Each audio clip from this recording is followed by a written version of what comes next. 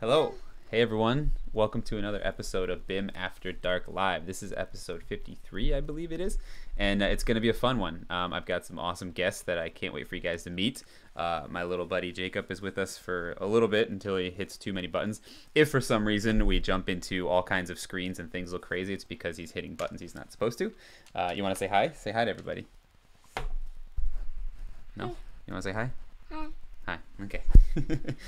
So on today's episode, got a few cool announcements. We're going to be digging into the BIM After Dark Community platform, talking with members about some problems and whatnot. And as usual, this is live, so feel free to chat and interact with myself as well as some of my awesome guests today. Before we jump into it, as usual, this show, this weekly live stream, has been sponsored by BIMbox. So we'd like to thank BIMbox for sponsoring this episode. You want to say thank you, BIMbox? Say thank you, BIMbox. Thank you, Big Box. Good job. For those of you that don't know what BIMbox is, it is a PC manufacturer specifically for the AEC industry. So they make laptops and desktops that have been designed and optimized for us, and not just for AEC, but specifically for Revit. So if you have not checked out BIMbox and what they offer, feel free to head over to sales or bimbox.bimafterdark.com or email sales@bimboxusa.com and let them know that you saw and heard about them here. Oh, you're doing a lot of waving, buddy. A couple things to note about BIMbox as well. They ship all their machines in 10 to 14 days. They have a 3-year manufacturer's warranty. Awesome customer service, and they've got some new units coming up soon. So keep an eye out, and I'm sure I'll also be mentioning, or I'll also be talking about that here or on the blog somewhere when they launch those things. So with that, I'm gonna jump over to my full screen, and also there are some people jumping onto our Zoom call as we go along, so I apologize if I'm clicking admit and stuff, and yeah, let me just make sure. Awesome. All right, cool. So what I'm going to do real quick is I'm going to introduce our guests, and then I'm going to talk a little bit about what it is that we are going to talk about today. So let me remove my spotlight. Let me go to grid mode here. Gallery view, there we go. All right, we got some awesome guests today. So we've got Chris, Bradley, Jeff, Paul, and Pete, and me, Jeff, as well. And if more come, we're more than welcome to. Hey, buddy, do you want to go do nap time with mommy? No, I'm finished with you. Oh, you want to finish with me? Well, that's gonna be way past your nap time then. Actually, before we jump in, then I guess we'll quickly just. I'm gonna in here. All right, you go with mommy. Okay, go do nap time. I'm gonna stay with you. I'm gonna bed. I don't want my night with you. All right, hold on a second, Evelyn. Come on, bud. I'm gonna with you. That was so much fun, huh?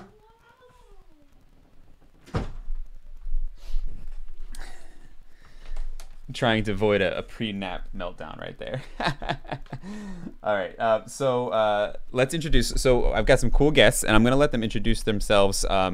Just quickly, if you guys don't mind, we'll go around and just tell us what your name is and maybe you know what your background is: architecture, engineering, construction, etc. So we'll start with Pete, I guess, since I'm just gonna go in the order that I see you guys. Hey, I'm Peter Macy from Raleigh, North Carolina. I'm actually a project manager for an architectural company that's also your general contractor as well. So we do architect-led design build work down here. Most of our work is small commercial fit ups, a couple buildings out of the ground, but pretty small stuff. But it's a lot of fun, and I'm going to admit right off the bat that I've been using Revit maybe longer than Jeff, but I've learned more in the last 2 months or 2 years following Jeff. So as a project manager, I didn't have to use it a lot in my previous work, but I use it most of the last 6 years. I've been using it a lot more. So I realized I didn't know very much until a couple years ago. So. There are way too many corners to the program. That's the problem, right? Oh yeah. every day you find a new corner of it. I used it mostly as drafting and production stuff to start awesome. with. So awesome. Now I found a lot more things I can do. Great. Chris, why don't you go now? Hi, everybody. I'm Chris Broda. I'm an architect in suburban New York, just outside of the city. I do largely residential, but also a bunch of small commercial work, mostly renovation, but also some new. So it's the whole gamut. A single practitioner, and I've been using Revit since, oh boy, I think my first project I plunged into with it was about 16 years ago. Awesome. Thanks for deciding to join today. Appreciate it. Paul, how about you next? Yeah, I'm Paul. I work for a design build firm. I do all the architectural plans for that. We're in the western side of Colorado, mainly higher end residential homes, all custom with owners. And so, yeah, it's been great. Learned a lot with this, with Jeff and the community. Awesome. Jeff. Hey guys, Jeff Fry. I'm in Oklahoma City, Oklahoma. I actually was an early adopter of Revit in 2002 when I was employed by Gensler. I think I was their first studio that actually took a plunge. I actually had to pay for it myself. It was on subscription at that time. But anyway, I've been sole practitioner since early 2000s. Kind of transitioned from commercial work to high-end custom residential when I moved to Oklahoma in 2012. And anyway, just really love the community and wish I had more time to really spend with you guys, but I wanted to jump on today. Awesome. Yeah, thanks for jumping on today. Bradley, how's it going, man? Oh, great. Great to hear and see all these design build folks. I'm out here in Portland, Oregon. I am currently at a general contractor who also has an architecture firm inside. So we are a true design build firm. I spent about 6-7 years on the Autodesk value-added reseller side. So more like the geek in a box, going through the cycles of the software itself. And then I wanted to get back out into actually building stuff. So I'm very excited. We specialize in hospitality, wineries, breweries, hotels. We also do some custom residential, commercial, but primarily all here in the beautiful Pacific Northwest. And Revit, yeah, Revit's been one of many tools for a long time. I came in kind of at the juxtaposition of all the design softwares kind of in that early 2000s when it was like, hey, it's a grab bag of what's going to be the solution. So we learned a lot of them, and it's just nice to have continued along in this evolution. And honestly, I'm looking for the next big thing. Revit is a stable, accurate, great platform for what we do. Awesome. And last but not least, Marcia, how's it going? Good. I have a noisy cat in the background. Sorry. It's no problem. But I am in Colorado, and but most of my work right now is in the Pacific Northwest. And I've been using Revit since 2006. And I was in a design build firm, and I'm actually an interior designer. And I helped transition from AutoCAD to Revit in the firm. And then I left that firm in 2012-ish and started my own business. And so I do a lot of architectural drafting in addition to doing interior design. And I've taught at Revit at a community college and gone into architecture firms and taught it as well. Awesome. Great. Well, guys, thanks for joining. So for everyone live who's watching this and thinking, who are these people? Hopefully now you know what their names are and what their backgrounds are. These are actually all members of the Bim After Dark community. And so anyone who follows my, if you haven't signed up for my mailing list, my email mailing list, make sure you do. Just head over to the revitkid.com. There's a little link on the top right. I mentioned that this week marks 1 year since the launch of the community, the Bim After Dark community. And so, as we all know, a year ago, a year and a month ago or so, we all kind of ended up changing our plans and approaches to business and life and everything. And two of the things that came out of that for me were this live stream. As you all know, we've been doing this every week for over a year now, and then also the community. I've been planning to figure out a way to combine not only my full-length courses, but also to create a more personal connection with the students. I'd been creating courses for, I don't know, 7 or 8 years at that point. And as much as I would get some emails saying how great the content was and they learned so much, and people were using the courses and downloading them, etc., I still felt like I didn't fully know the students that were actually taking the courses. So combining it all, that's kind of what came up. That's where the community is. And so today, what I want to do is introduce you all to the community itself, show you sort of some of the back end stuff. As we mentioned, it's an open house, so actually I'll show you what the community looks like, what the features are, but then also introduce you to some of the members. And because you're here live, you can ask me questions, ask them questions, I mean, about really anything you want. And then I'm also going to be interacting and asking those who just introduced themselves to share some of their experiences and whatever. We'll see where it goes from here. So looks like we got some regulars back here live. ACAD Gatsu was here. I think he had to go. Beth Ann is here. Hey, Beth. I got your email, Beth. I didn't respond to it yet. Thank you for the email and the kind words. I appreciate it. Candace, Terry, how's it going? Marcel, all kinds of people. So we got a bunch of great people here live. And yeah, so with that, what I want to do then is try to remember how to go out of Spotlight here. There we go. And then jump down to Gallery View.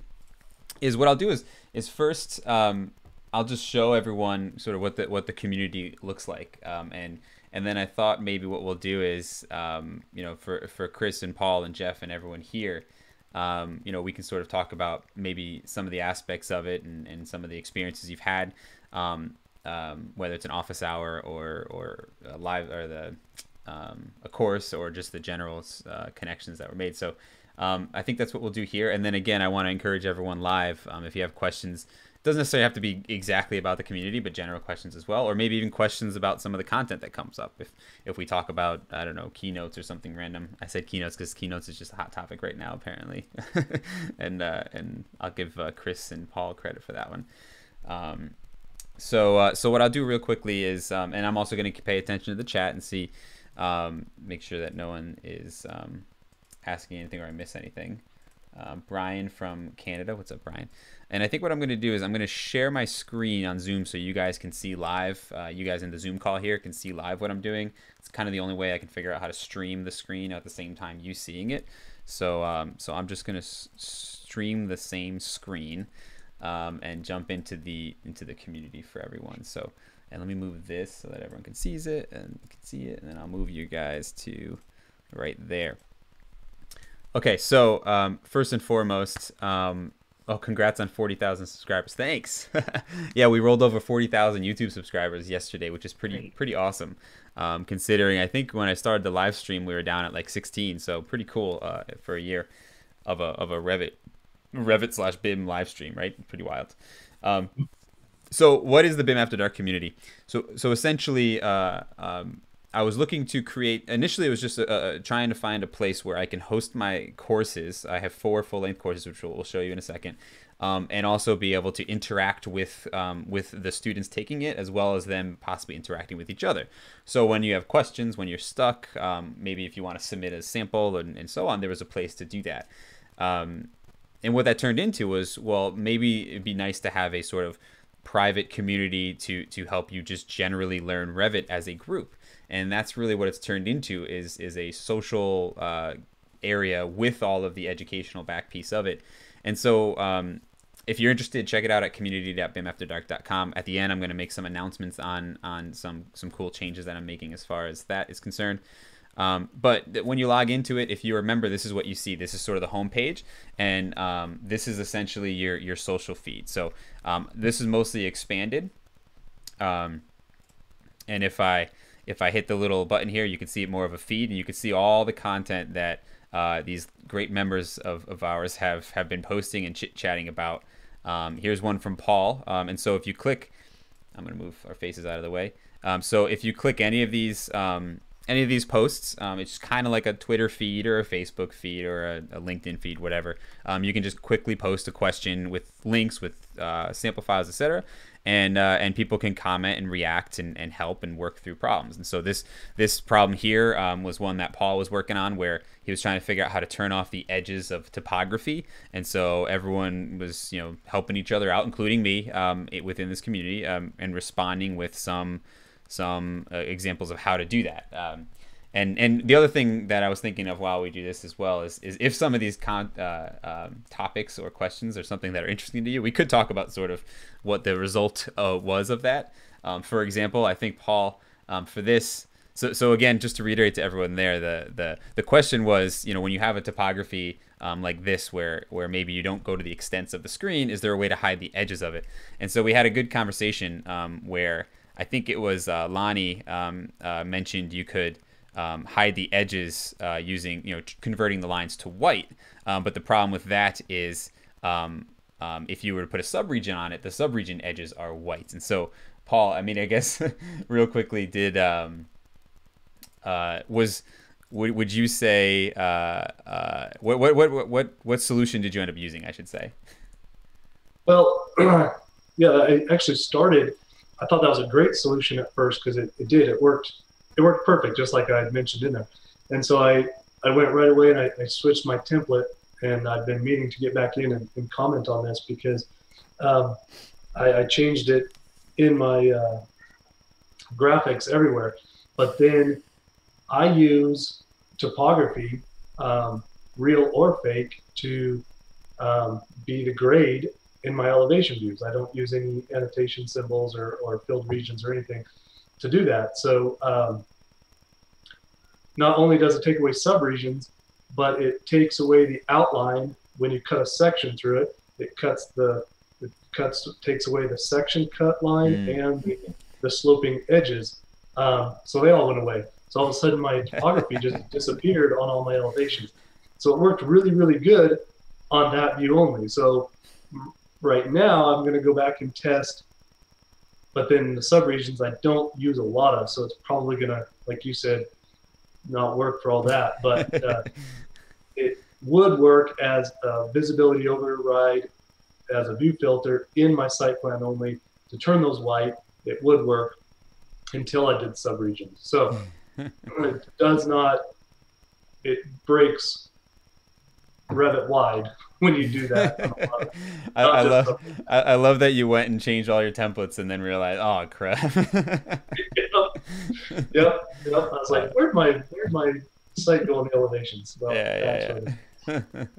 Hey, Paul, yes. Hey, Paul, if you have subregions, can you just do the override graphics of just the single, like the main topography, and override the graphics of that one alone, and then still have the subregions show up?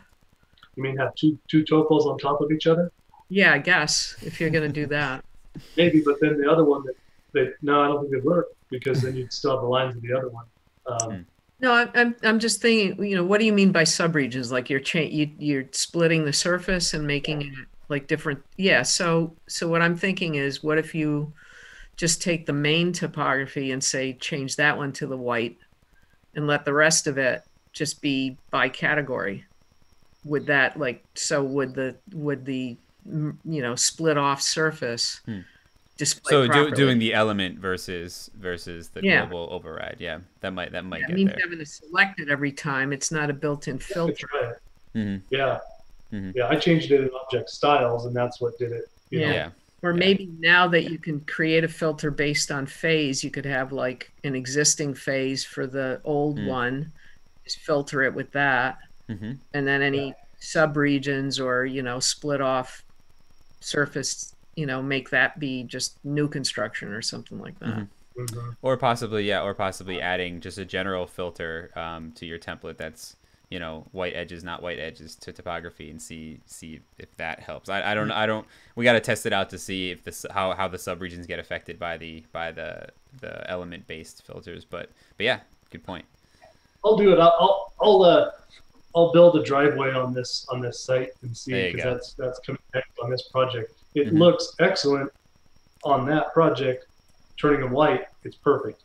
It takes care of my issue, but it didn't on everything else. That's the question. Can you, you know how like you can have different wall types? Can you have different topography types? Can you? I'm looking at it now. I don't think you can. No. Because then you can filter by type. Yeah. We'll have to test that one out. I just see it by material. Oh, another thing to throw into the Revit wish list. Yeah, and Scoured actually just said on the YouTube chat, which is what was my first suggestion, was just extend the topo and crop the view. It's easy, just extend the topo. And I know, Paul, what you were saying is if you're getting it from a surveyor, you know, do you want to, you know, is messing with the points on that if you get updates and stuff could pose an issue. I could tell you in my experience, that's usually what I've done is just I'll take the points from the edges and just, you know, move them out, or I'll take whatever value they're out and copy them out, just to have it, you know, continue out. Or if I'm getting CAD files, sometimes I'll you know, you can kind of see usually where contour is going to go, and if it's not within your site, it doesn't necessarily matter. So if you kind of see the slope going this way, you know, just carry it out another 20 feet or something, and just kind of, even in the CAD file you could do it, but awesome. Right. Cool. Yeah. So actually, this brings you to a great point, which is another feature of the community, which is our office hours. So I was going to go through a few more points here, but I think this is a great way to segue into it. What you guys are seeing live here on YouTube is basically what an office hour is. We're kind of having one right now, and so I'll just move our faces real quick.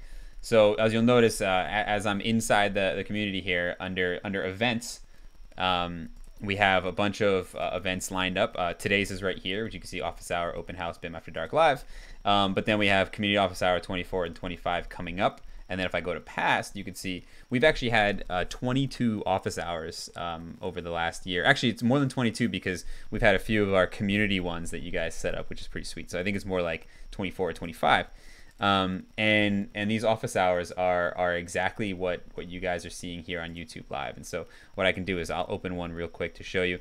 It's an hour-long Zoom call with myself and whoever else decides to join that week from the community.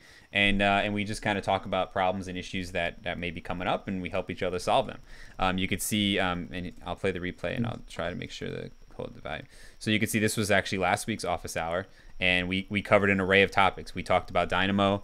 There was a couple graphs that Tom, who's not here today, had a couple issues Tom had, as well as I think it was, who else was it? Kelly? I don't remember who else was asking. But we worked through some Dynamo graphs. We talked about some other stuff there.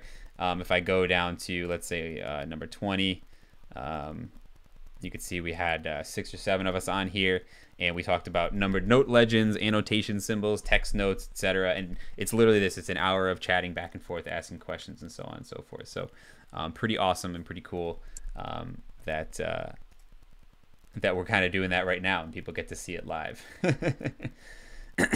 I'm just double checking the chat here. We've got a few just random Revit questions. So I guess folks are oh, they're asking. There's a lot of people asking. Aaron's on from Parallax team, who was on last week on the live show, and it seems like some people are asking Aaron questions directly on the chat. So, Aaron, if you're listening and not looking at the chat, people are actually asking you some questions right now. So maybe before we jump into some other areas, we'll stick on the office hour real quick and sort of talk about maybe if anyone feels the need or want to sort of tell YouTube Live and anyone thinking about joining the community what an office hour is like, and sort of maybe some examples of how it helped you or something. I don't know.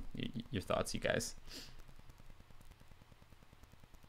You guys, I could, anyone who wants to talk. If no one wants to talk, we'll move on from it. If anyone has any examples. I would just say that for me, the office hour has been great to see how other people deal with things that, like, sometimes it's stuff that I, put in the back of my head, like someday I got to figure that one out.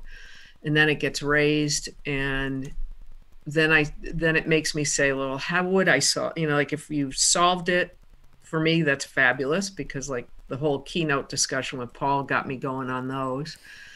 But there was one, I think, where we somebody raised something and nobody knew how to figure it out. And then I sat back and said, God damn it, I got to figure out how to do that. And ended up, figuring something out. So I think, so it's, if memory serves me right, I'm sorry, go ahead, continue. Yeah, no, it's the best thing for this. It stirs, ideas. It's not only for solutions, but sometimes it prods you to come up with something that you hadn't thought about yet. Mm-hmm. And it's wonderful. It really keeps you stimulated on figuring things out. I was just gonna say, I think the gutter end cap example, I believe, was from an office hour, right? It started an office hour. So for those of you who follow the channel, I'm sure you saw the tutorial I posted, and I gave Chris credit for that. That was a discussion we had during an office hour where we were working through a problem. I think it was roof fascias and edges and breaks and details there, and that was where the gutter end cap sort of mystery was solved.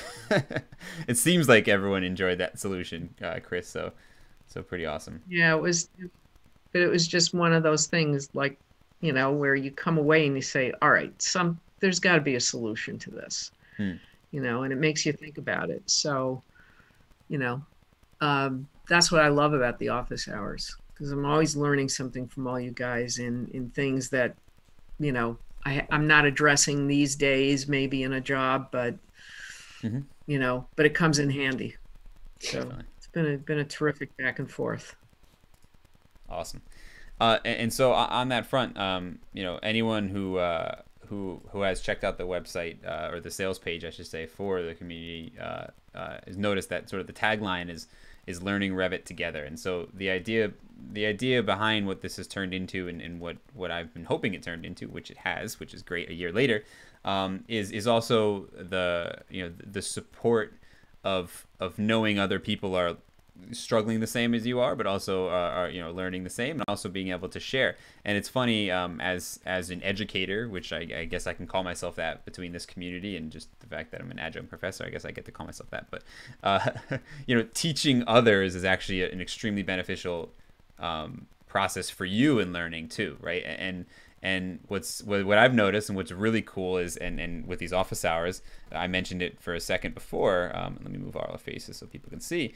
Is there's an office hour here that says community-led office hour, and there was back and forth with this. So one of the things I never thought would have happened, which did, is the connection you guys have made with each other, and the fact that we brought up an issue. I don't remember if it was on an office hour, if it was just in the community itself as a post, and it was site plans and layouts and stuff. And Paul had a sort of solution, and so he offered to just basically host his own office hour and sort of teach whatever members wanted to show up. And so that happened, and we have the recording of it here, which is awesome. And I think there was another one, a follow-up from that too, which is pretty awesome. So pretty cool. And maybe for you members that are here today, maybe a word or two on maybe the social aspect of it, what you're seeing, and what the connection aspect of it, and how that sort of helped you in your Revit journeys, so to speak.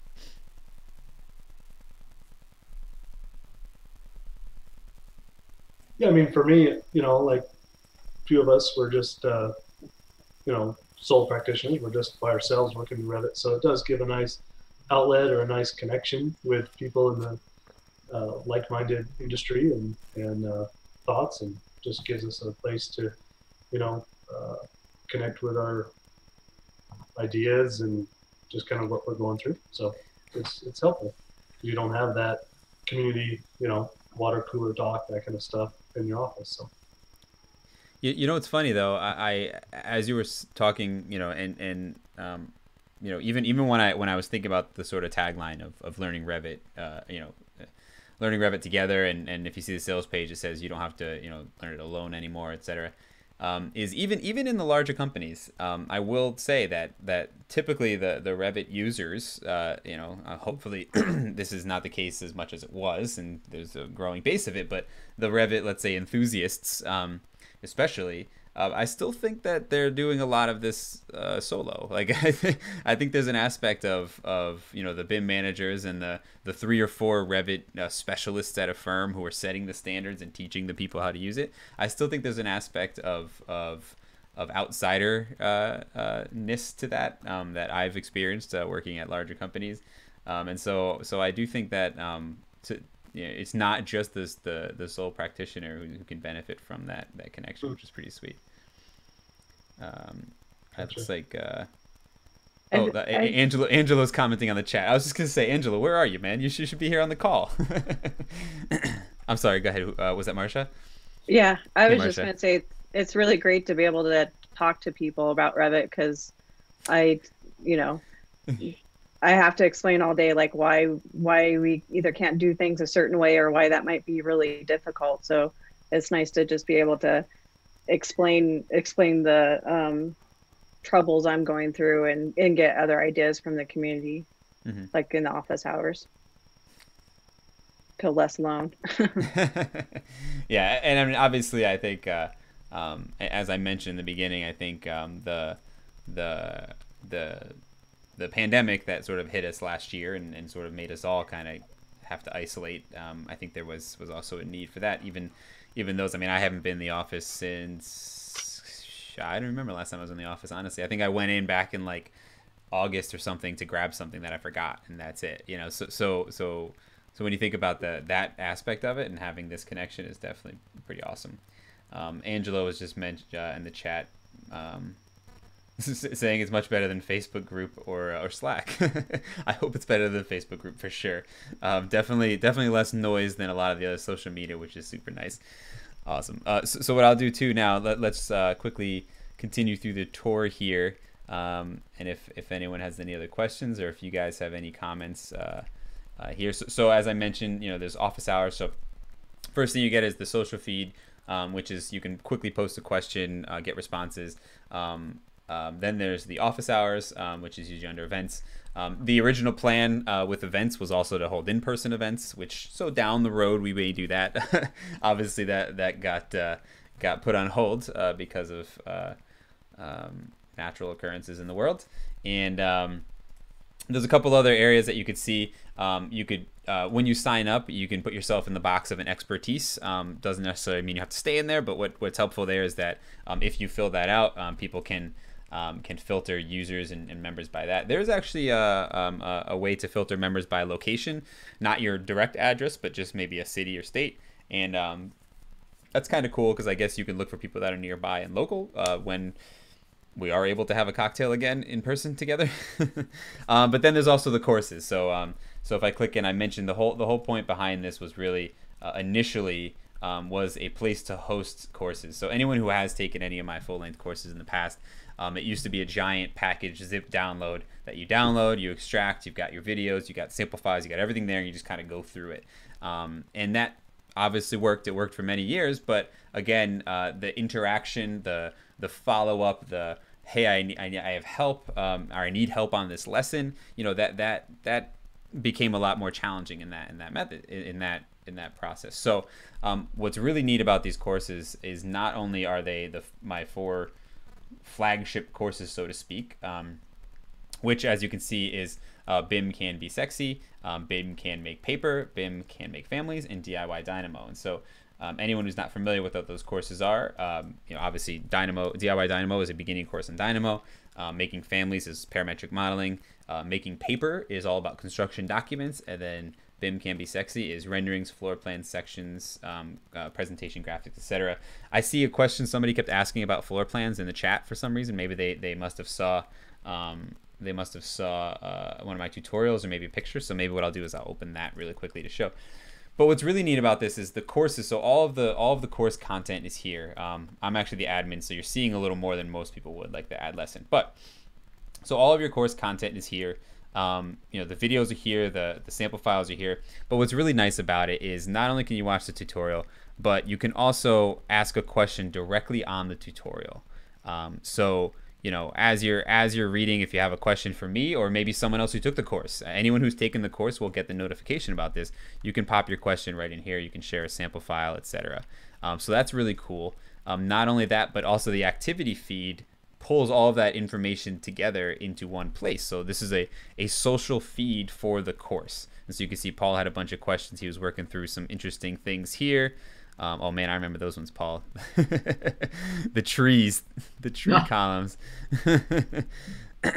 which is super neat. The other thing I really like about this on my end, on the personal front, is if I add content, I can just slide them in there and you get the updated content, as opposed to the package, which would be sending out an updated file package, all this other stuff. So if I add a lesson, like a perfect example is on this course, you can see it's broken down into views, renderings, Photoshop, Lumion, Enscape, and then I added an entire course last year on Twinmotion. And so instead of going through the process of relaunching and sending you guys all files, you'll get to see, if I flip out a lesson or something like that, you'll see it, you'll have access to it right away, and you have access to all of the content there. Is there anyone, as far as my members that are on here, any comments or experiences with the courses that you'd want to share? I know, and full disclosure to all the YouTube live people, none of what I'm asking the members here was talked to them about ahead of time. So I didn't give them any time to prepare any responses. So this is just off the cuff stuff. So if there are no responses, I understand, guys. No, I Jeff, this is where I started with the community, was to jump in on the courses. Mm-hmm. And I thought they were great. And my favorite part about them is after I take them, I'll be working on something and I'm like, oh, I remember that from the course. So I'll just open the course up, the video, on that specific subject, adding note blocks or something like that. Go back and watch it. It's like, okay. So I've gotten better at doing that just by the course being basically a reference for me. And and they're very well done. So you can go at your own pace too, as I have been going at my own pace. Yeah. For those of you who have maybe asked a question or commented on a lesson, was that helpful to you? Did you get responses and stuff like that? I think Paul, you did. I think did Marcia? Maybe Marcia did. I don't remember. But was that something that you found useful, I should say? Yeah, all my comments have always been answered and worked through. Awesome. Yeah, Jeff, I really enjoyed getting more interaction. I came from the YouTube side when you first started. I just loved having access to more of our other BIM folks all around that we didn't get to see as much anymore. And I just loved getting more in depth once I got into the community, getting access to all of the sample files, getting, just more interactive. And then you could post questions, you could get feedback. It just added more layers from that old school kind of do-it-yourself YouTube style, where you're just, searching out there, grabbing everything, learning, recreating. It was nice to kind of then get that backdoor entry and get into the community itself. Yeah, I would echo that, Jeff, since you've done this community like this, it's so much easier to go back and jump on those videos. I kind of do once a week my own little lunch and learn, where I'll grab my lunch, sit in front here, and just kind of refresh my memory on the content that you created. I mean, which is just, so well done. And so, kudos on the community making that easier. Awesome. And actually, Bradley, you kind of segued into something that I completely forgot that I'm going to mention, which is a neat little aspect of the community that is developing over time. And so those of you on YouTube especially, you may have heard me mention once or twice, or even in the descriptions or on the blog, when I not necessarily the lives, but sometimes in the lives, but more on the edited videos, like for example gutter end cap or anything like that. What I've done, and I'm in the process of still filling in, is there's over 1,300 posts on the Revit Kid blog, and out of those, I think 60% of them are tutorials. So obviously, there's a lot of content there. And what I've been doing is backfilling in with sample files within the community. So if anyone is stumbled on any of my tutorials on the blog, and so I'll just show you guys an example. This is one from 2019. One of the more popular YouTube videos I've made, which is showing the design process of these stilted studios, I call them. It's a yoga studio and art studio up here in Connecticut. So here's a YouTube video, but some of you may have noticed at the end of some of these tutorials, there's a link like this. It says click here to download sample files, not a member, join. So what I'm doing here is I'm trying to connect the blog content with what's in the community, and also give community members access to files, sample files of these tutorials. So if you're not in the community and you click this, it's going to go to the sales page. But if you are, I'll show you what happens. As I click this, it actually goes to a post within the community, which is essentially a repost of that tutorial. But the difference here is that if you scroll down to the bottom, you have Revit files and the Lumion scene that were used that you can download and follow along. So, one of those things that I actually honestly forget to mention sometimes that is big. And so when I post tutorials that I think would be valuable for sample files, that's one way that I'll make them accessible. Sometimes it's accessible just through a quick free email download. But awesome, cool. So that's the courses. If you want, what I can do is, I know, let's see.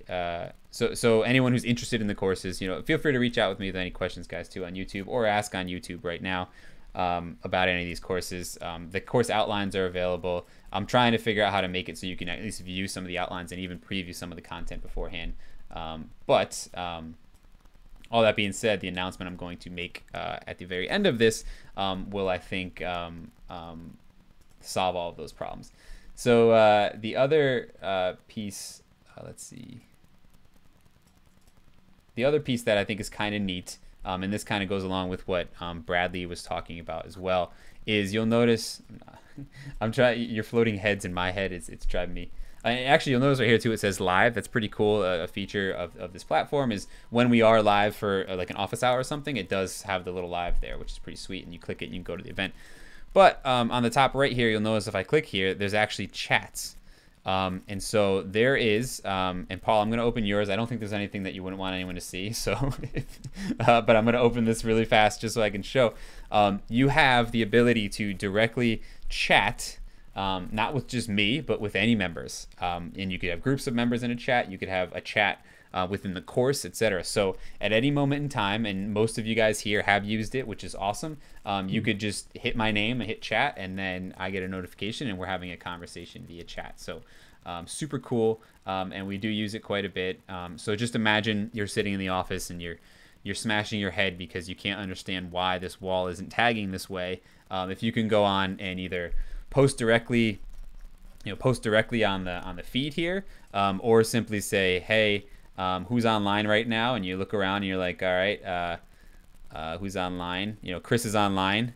Can I chat? I can send a quick message to Chris. I can say, help, right? And I can message her and say help, and then you could get an answer immediately, or at least a discussion, and we go about it. So and that's me as well. That's not just members. So you do have complete direct access to me for what that's worth. And not necessarily always a great thing on my end, but I do enjoy it very much, and I enjoy interacting with everyone, which is great. So I appreciate anyone who reaches out. And so with that, I guess, let me just check. I saw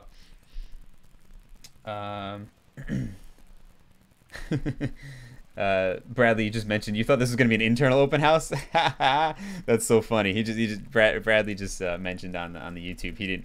Did you know that you were live on YouTube right there? I thought I told everyone ahead of time. Did I not? Maybe you jumped in a little late. Yeah, I think I missed just that oh, that's so window funny. Of time. That's so funny. You didn't think? Well, you're live on YouTube, man. Hey, there we go. I found it. Yeah. There was 130 people watching you at that moment. Awesome. Eric from the community is in the YouTube stream. Thanks, Eric, for joining. Yes. So with that, a couple announcements I'm going to make real quick, and then we can, if you guys as members have any final words, but we'll talk about that. But first, I did want to make a few announcements. Oops, I think I just hid somebody. Oh wait, oh, because I'm sharing. Let me stop sharing my screen for this. Awesome.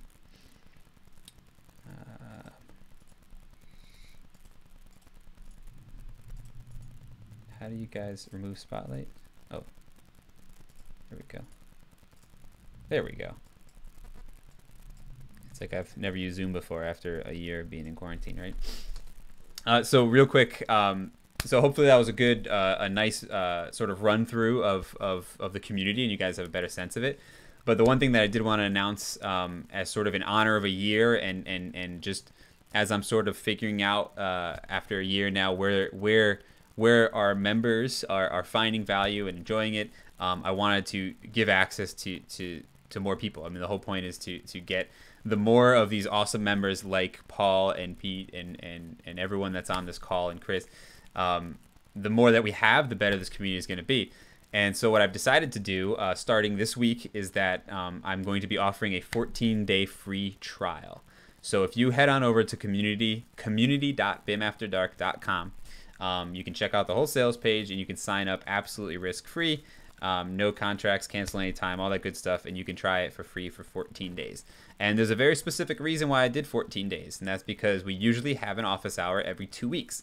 So if you do decide to take the plunge, check out all the content, interact with people, dig around and poke around I mean, there's hundreds, if not thousands of posts now and questions from members.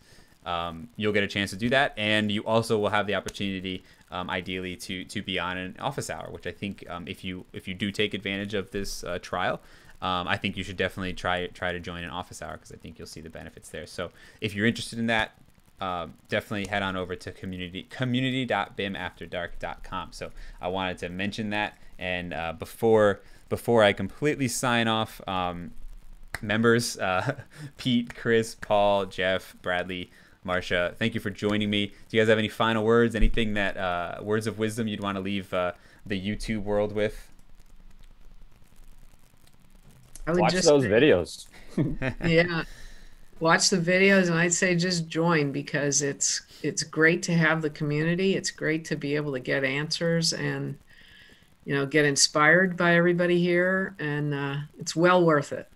I will add, personally for me, I wasn't really sure what I was going to expect as far as the various and the variety of members that we have.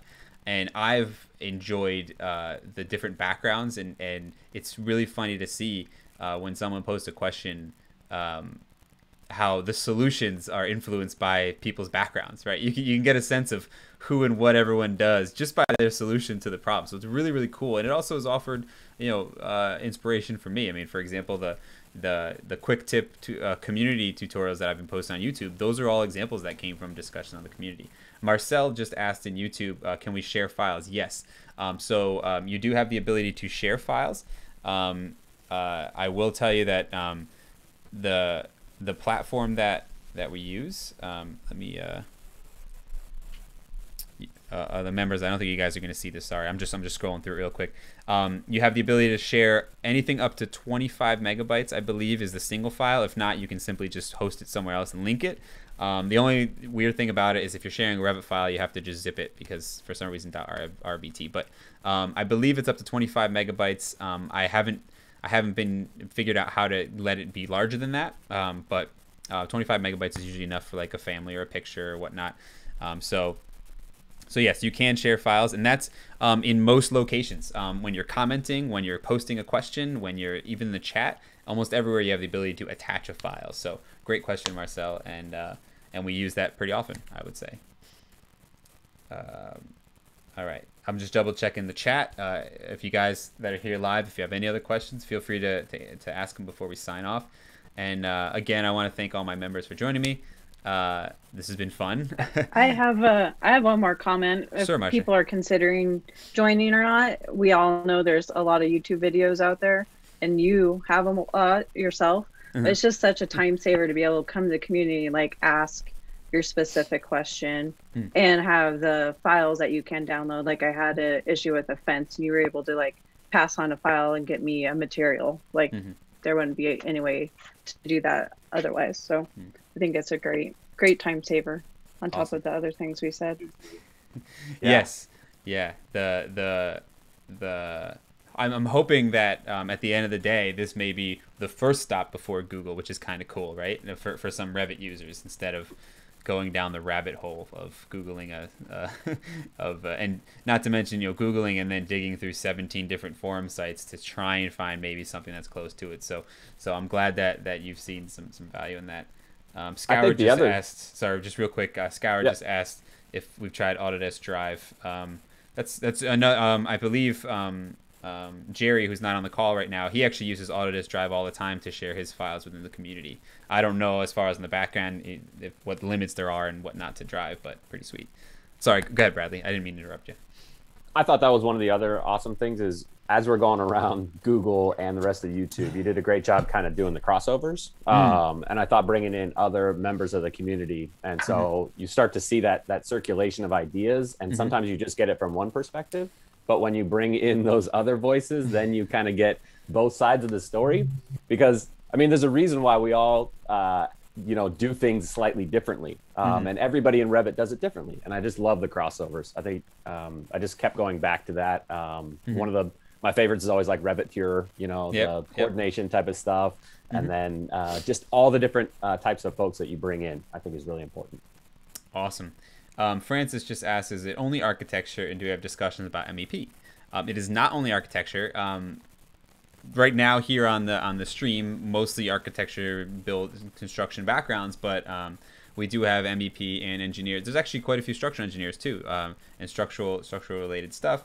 So there are there, and the more the merrier. I mean, I think myself and any of the members here and in the community would welcome anyone from any background and probably learn from the MEP side of things, right? Especially on the architecture side of things. I believe that MEP engineers who are living in that tab of Revit, they're living in the systems tab.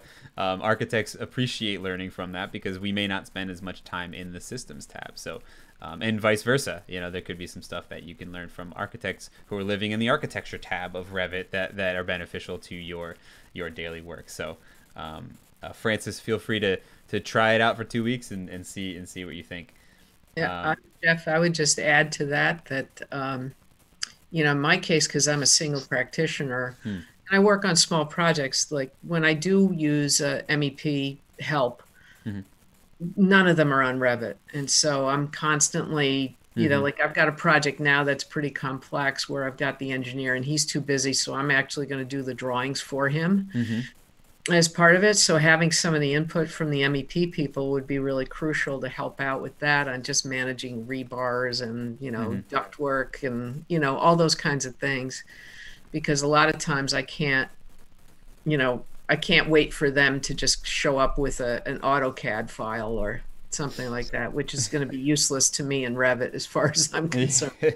I as you were saying that, I remembered a post, and it looks like it was 10 months ago you posted. Oh, God. The other thing I should have mentioned too is that all of this stuff is searchable, which is also really nice in the community, and the platform does a pretty good look at. And Robin Frost came up, who is an MEP engineer who is a member, but I just searched the term duct, and I just remember this post from you, Chris, which was absolutely fascinating to me. I think I used it as an example during one of my UHart University of Hartford classes, and I'll just pull up the picture because it cracks me up. This picture here. I'm trying to remember what the story was. This was the attic of a retrofit or something like that. It was an 1890s house that we got retrofitted, and they hired some Yahoo kind of mechanical guy who, the kind of guys that say, I do the manual J's in my head, and he just came up with this system. It's like release the Kraken, I know, it's wild, absolutely wild. I don't remember what I looked at this and I thought, when we finally did a manual J, because our town requires it as part of the submission. The guy had put in a 4-ton system for a 1,500 square foot house that only needed 2.5 tons. And I just thought, oh, those poor people were. Oh, man. Can you imagine going into an attic and seeing this? Well, and now you have a useless attic because you can't store anything up. Oh, yeah. Not to mention access. Imagine skipping over all these ducts and trying to get around. That's incredible. That's absolutely incredible. I can't believe that was 10 months ago that you posted. That's wild, huh? Yeah, that was just painful. So awesome. So there you go. There's some MEP stuff right there. All right. Awesome. So I think, I don't know if I see any other questions. I don't think any more questions there. Thank you guys for agreeing to be live on YouTube, even if you didn't know you were. I appreciate it. I'm sorry I didn't make you sign any consents or anything, but you're on YouTube now. And I guess for everyone on YouTube and everyone here as well, a couple other sort of housekeeping announcements I wanted to make is that by the end of this month, so April 29th will be the last live stream for a few months. So I'm going to pause for a little while for a couple reasons. First, because little Jacob, who was here in the beginning of the show, he's going to be a big brother, and that is all right. so I'm going to put a pause on it to figure out what life with two children is going to be like, and I don't know if the consistency of every Thursday night for those month or two during that will be. And I'll give everyone more of a heads up, but right now it's so April 29th is scheduled to be the last live stream until probably maybe the beginning of the summer, and we'll be coming back with a bang. I got some really good big plans moving forward. But the other aspect of that too is by then hopefully I'll also be done with my new office and all of that stuff, and I do plan on updating and focusing on pre-recorded content. So there's some coursework that we've been in the works with for the community, as well as some tutorials and videos that I wanted to post. So I won't be gone, I'll be coming back, but I just wanted to give everyone a heads up. So we've got next week I got an awesome guest coming on, and working on the final guest for Thursday, so April 29th. So just wanted to give everyone a heads up there. I'll be around and just not necessarily live streaming every single Thursday for that time being. So just double checking any of the YouTube chats before we go. Can you trial today? Yes, if you go to community.bimafterdark right now, you can sign up for the 14-day free trial right now as we speak. So head on over there and try it out right now. Hopefully we see you all in there, and we'll see you at the next office hour. And yeah, so with that, stay in touch. You can reach me at the Revit Kid on Twitter. You can email me. Head on over to bimafterdark.com. Check out the community. Again, I want to thank Chris and Jeff and Bradley and Marcia and Pete and Paul. You guys, awesome. Thank you for joining me. I appreciate you willing to do this with the very little preparation that we had and doing an awesome job at it. So thank you. I appreciate it. I'll see you guys, I'm sure, at the next office hour, and I'll see you within the platform. So with that, I want to say goodbye to YouTube. Have a great week. I'll see you next week, and talk to you guys soon. Thanks.